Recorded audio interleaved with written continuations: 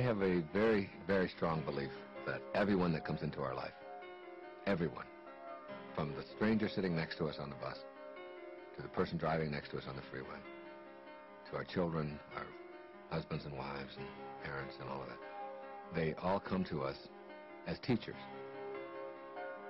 And that the key to being effective and awakening in our lives is to be students rather than teachers. To see them all as someone who has something to teach us, otherwise they wouldn't be there. You begin to look at it that way. You take away some of your supercilious attitudes and your holier-than-thou, better-than somebody else, elitist kind of thinking, and you begin to look at, what does this person have to teach me? In all my traveling all over the world, if I'm in Istanbul and I meet a beggar standing there with one arm and one leg, I know that that person has something to teach me, that they're in my life for something, whether it's, and I can learn something from that person. And it may just be to be a little more generous and to give a little more, or it may be to just give a smile or to be loving or whatever, but there's a lesson there for us.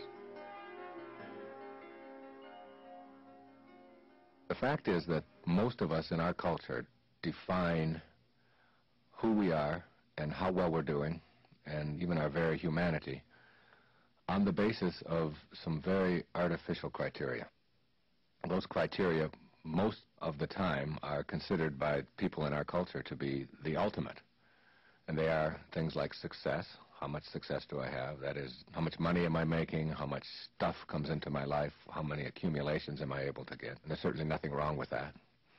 But as a criteria for your very humanity, it's a very low point. It's a very shallow place to determine whether or not you're living the kind of life that you're capable of living.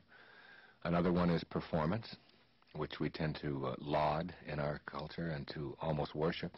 I'm number one. You see it all the time, people making a contest out of life, and performance being measured in terms of how far I get and what position I achieve in life or what awards I have granted to me or whatever.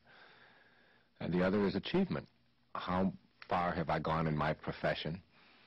How am I looked at by my peers and by other people in terms of my grades and my position on the ladder of success within a given corporation, things like that.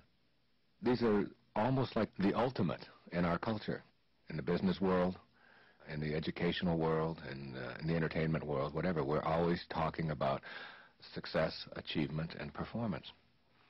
What has happened for me, and what has happened for a lot of people, particularly in some of my recent books and tapes and so on, is that after you live this life for a while and you find yourself achieving a lot of things and performing at a very high level and being labeled a success by all of the external standards, you soon discover that there's an emptiness to that, that there's more to life than just being able to do that.